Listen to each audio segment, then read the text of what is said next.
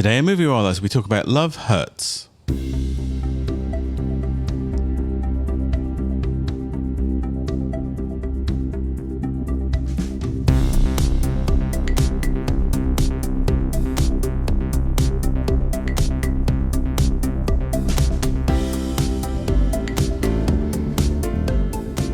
It's time for Moviewallas. Hi, this is Joe. Hi, it's Rashmi. And Yazdi as well. Moviewallas is your weekly dose of film reviews, movie news, and general banter in theatres, on DVD, online streaming, or in the back of an airplane. If you love the movies, this show is for you. Happy Saturdays. Greetings. Happy weekend. Woohoo. Goodness me. What a week it has been. Yes. We're not going to talk about it either, but what a week it has been. So we just have like... I still want to talk about it, but I won't. Let's go. Yeah. Coming to you at a podcast in the not too distant future. Anyhow, we only have one movie to talk about this week, and then we're going to record a second podcast with our top 5 movies. The Muggies! The annual Moviewallas Muggies, the ones where we award ceramic mugs to any celebrity that calls us up asking for their celebrity prize if they are awarded a Muggie. So Yeah. no one's taken us up on that yet. No. But there are mugs to be had. So any Oscar-winning actor that has been awarded a Muggie can claim their Muggie by writing into Moviewallas. So we do have... I'm looking forward to that discussion because I think that will be fun. And we've seen a few things that we hadn't yet seen. Correct. At the time of our kind of Oscars podcast. So looking forward to that. Right. Before we get into the meat of our discussion, as always, everyone, please, we are on YouTube.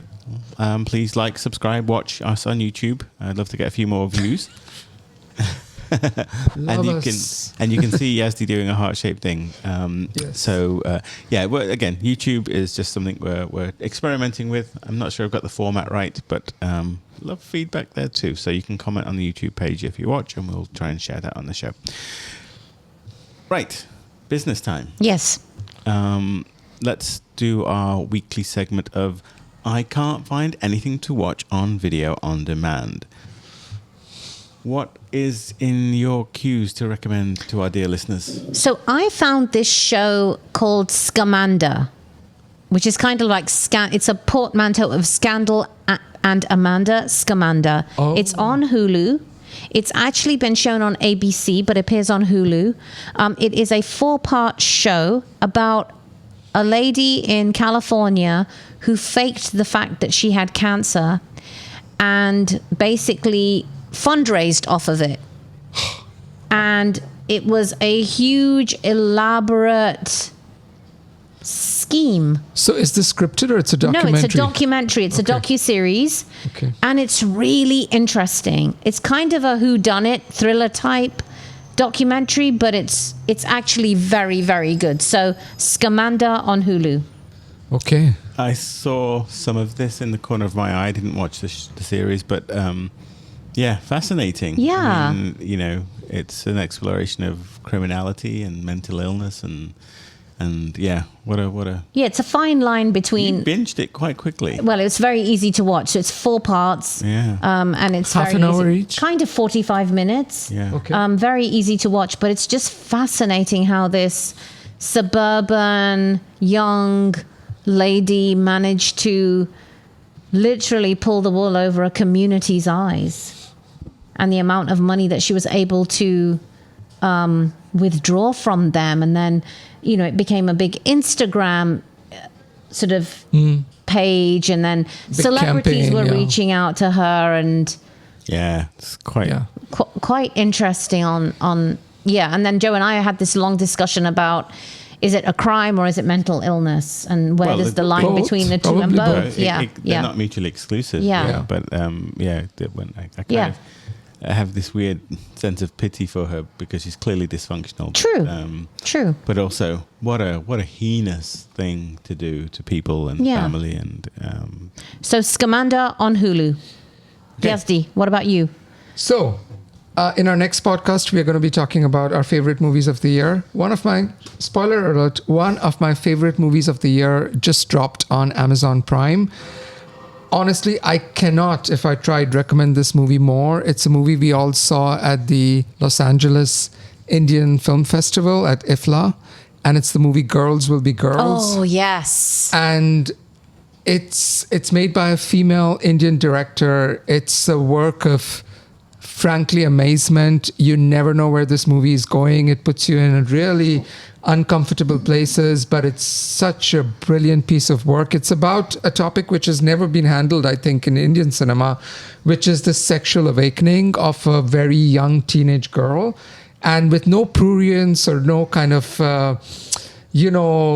judgment, this whole movie kind of revolves around what the impact it has of the people around her, her mom and her boyfriend and her school. And it's just incredible. And it's not creepy. It's not remotely Which creepy. is weird, because you would think that I always think of Towelhead as one of the most impactful coming of age or movies Diary of that a I've Teenage watched. Girl. Yeah, Diary of a Teenage Girl. But there's always some element of creepiness because it involves an older man in there somewhere. Right. And this is fresh because it doesn't involve an older man. And I think that's a really important component of why this is so good. Yeah. It's just $5 for the high def version to rent on Amazon Prime, or $3 if you want to do a non-high def version. But I'll pay you back your $3. Just email me if you don't like dear. it. It's pretty amazing. Girls Will Be Girls. I think it was my favorite film. It was both of yours. The festival. I think Kill maybe came. Kill was mine, higher yeah. for the two of you, but for me, Girls Will Be Girls was one of the. Thank you for reminding me about that movie, because it was not in my letterboxd, and I was thinking of my top 5, and I think that You're gonna have to change it before the next show now. That might have to squeeze in there. Yeah, fantastic pick, Yazdi. And honestly, just a reminder, film festivals are wonderful. IFLA is a gem.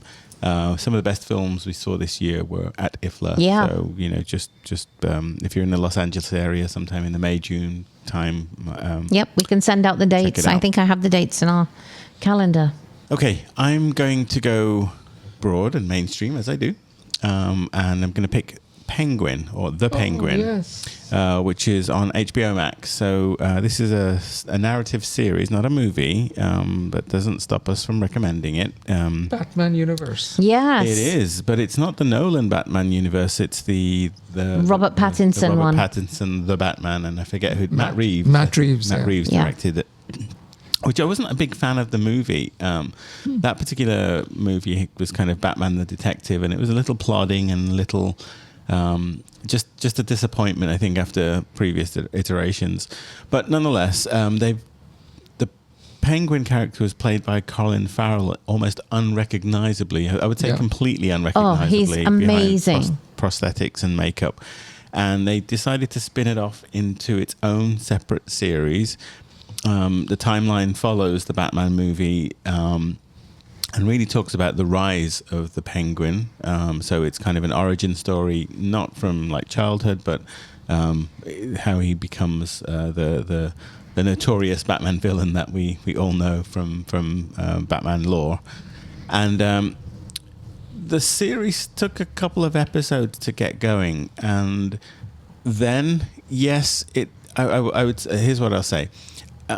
It very visibly clicks through its beats, but it does so in a way that just gets better and better and better as the series moves on. There's a couple of episodes there that I think, again, probably my favorite moments of television in the past year. I mean, there's just there's a scene, one scene, but there was one episode in particular which is focusing on one of the side characters that is just spectacular. It's rated 95% here on Rotten Tomatoes, so I was actually surprised to see it that high, but I understand why it is. So, The Penguin on Max. It was absolutely superb. I kind of felt like I had to drag you to the TV a little bit to watch it, but once we got into it, it was so good.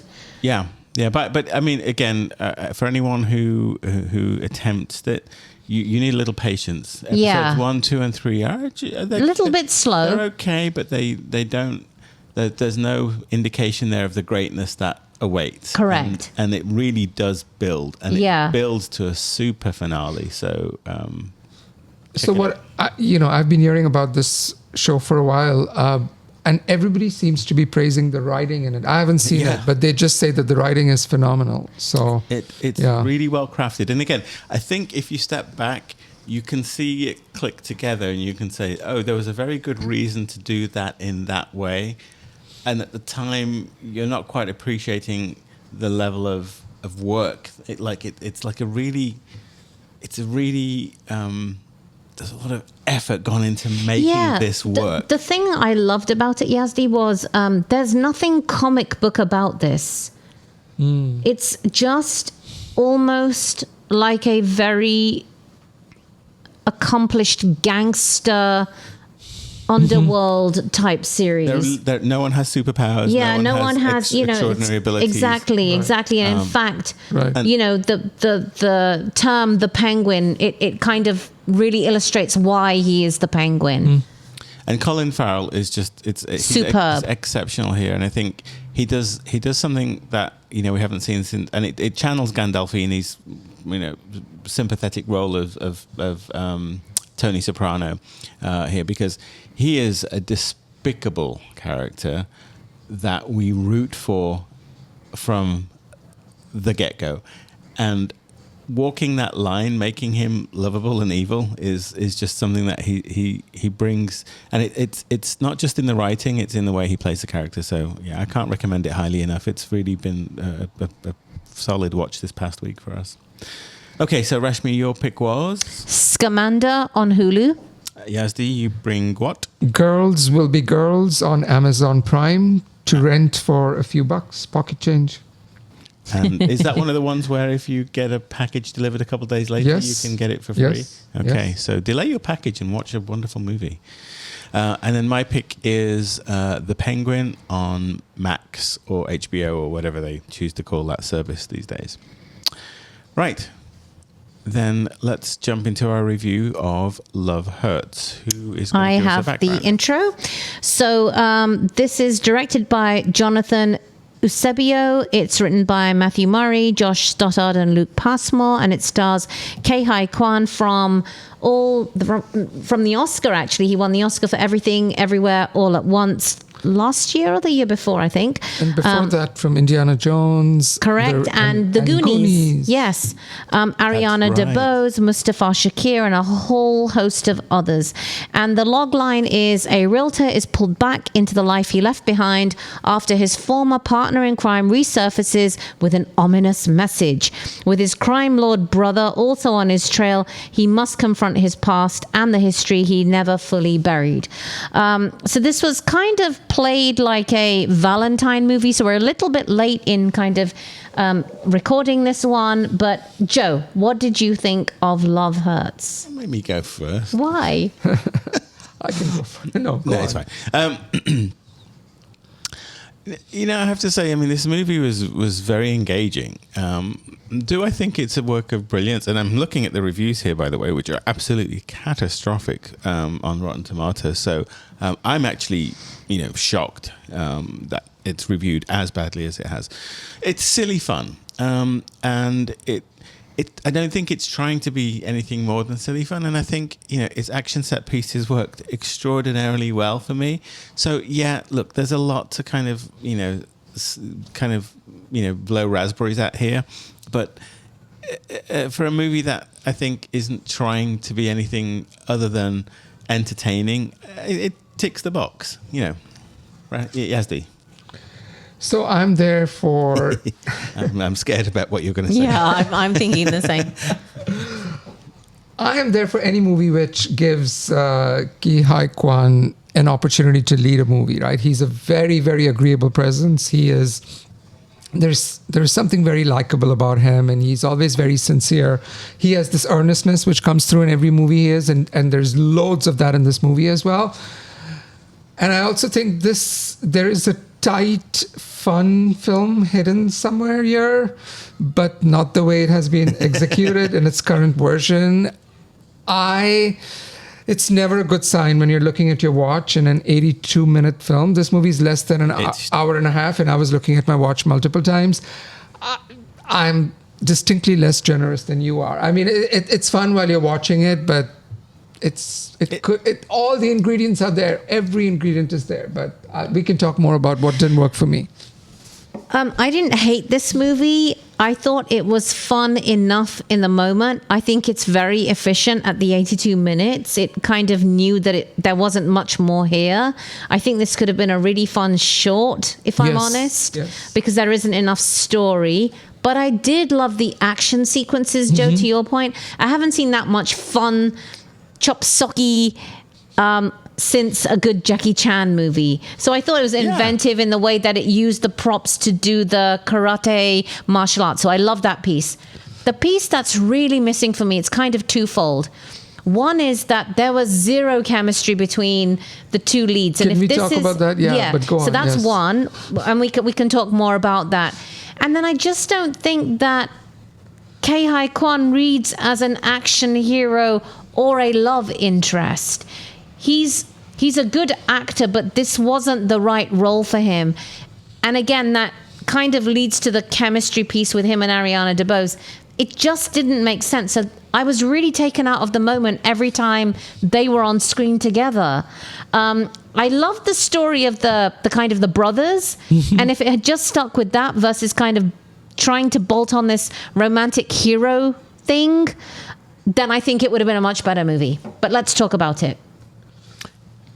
All of those things are very valid criticisms, and I think it's hopelessly underwritten. Yeah. We don't really get an explanation of what's going on. We just kind of have to accept the bananas nature of its world.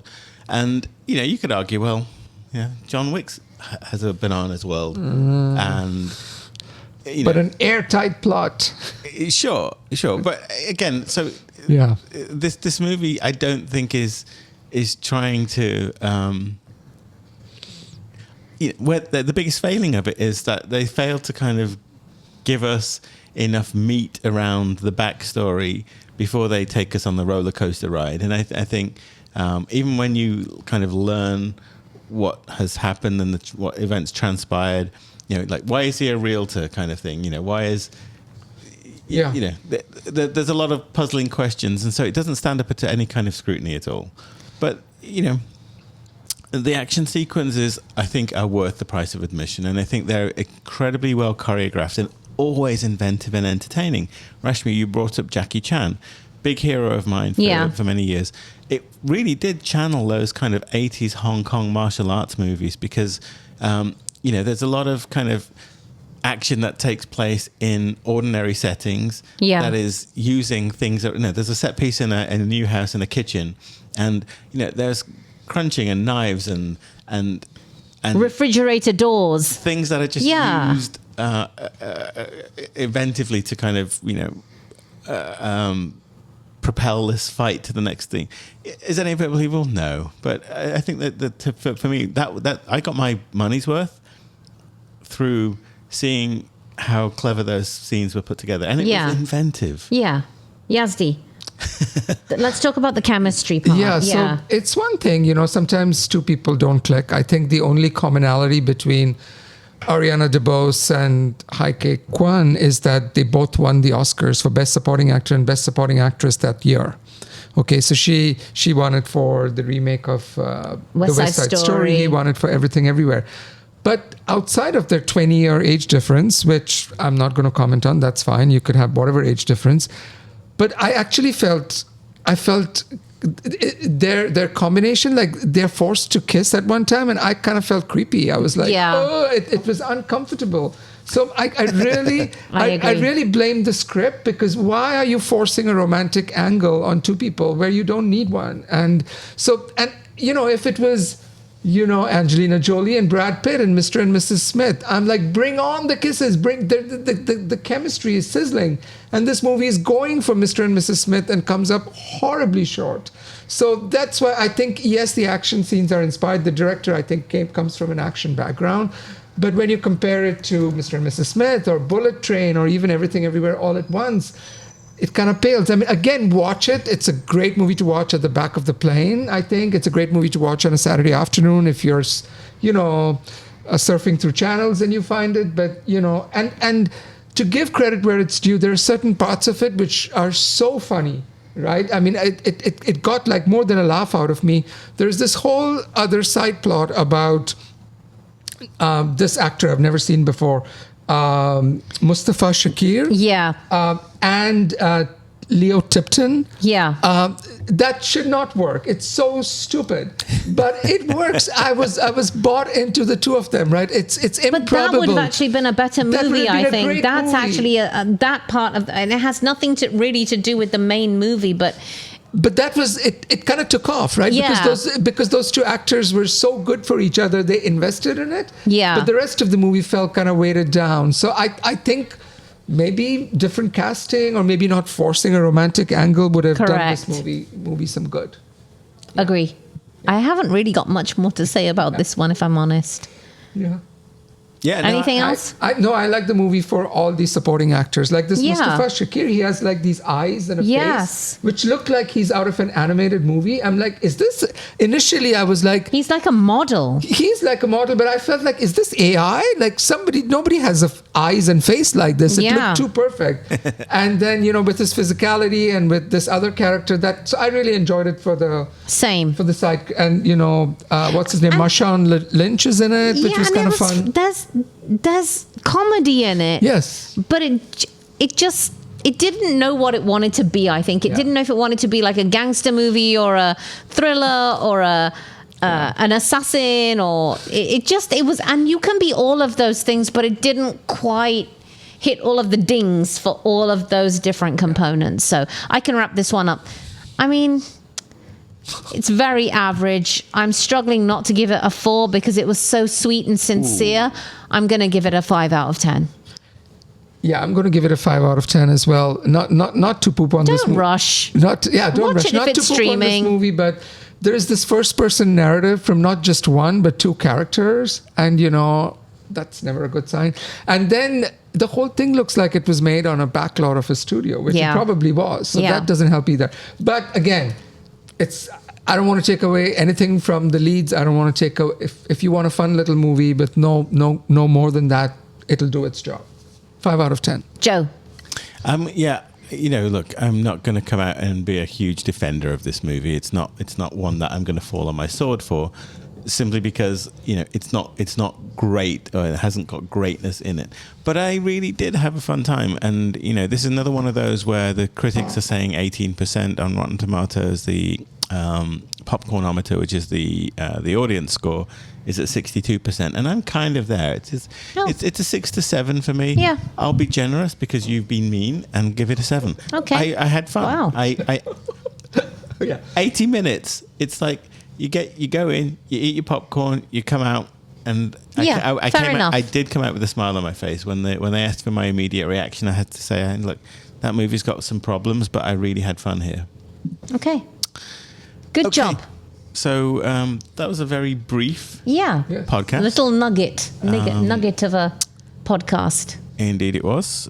We will be back very soon with our next episode. In fact, we're going to record it right now. So stay tuned to Moviewallas for our countdown of our favourite 5. Or 20 if Yazdi has his way. Yazdi. Actually, I have 36 on my list. Yazdi, that's not a top list. That's just rating all the movies you've ever watched. That's just a list. No, that's a list of all the movies I really liked this year. But anyway. I must say mine is 24. There you go. See? Be mindful that I have the editing power. Yes. I will cut you off if you go to 34. What's the matter with you? All right. Thank you for listening again. Check us out on YouTube. We will be back very soon with another episode. Until then, too many movies, too little time. A goodbye from me. And me. And me as well.